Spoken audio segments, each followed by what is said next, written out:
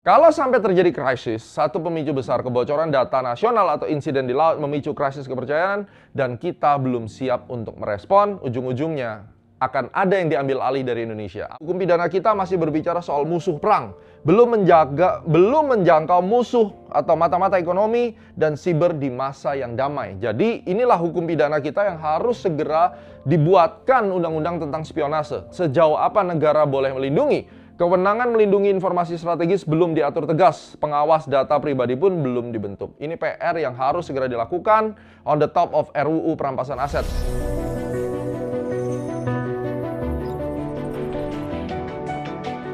Ini kita sudah bicara tentang apa yang akan terjadi selanjutnya jika ini terus dibiarkan. Undang-undang yang ada di atas ini fokus melindungi informasi keamanan ekonomi. Jadi kalau Jepang lebih ke ekonomi yang diprotek, bukan politik. Tapi at least dia sudah bergerak.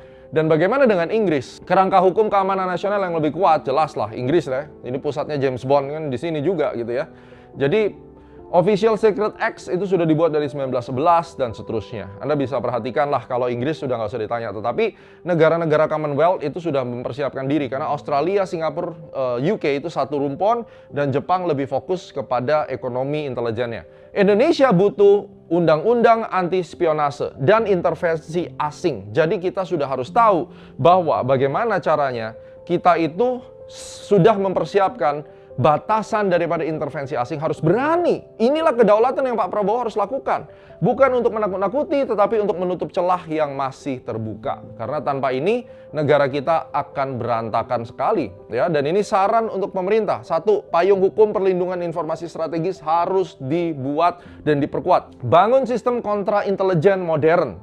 Data, invest di alat, gunakan APBN untuk memprotek hal-hal ini. Kurangi penggunaan APBN yang justru akan membuat degradasi daripada kepercayaan masyarakat, tetapi alihkan untuk membangun sistem kontra intelijen modern.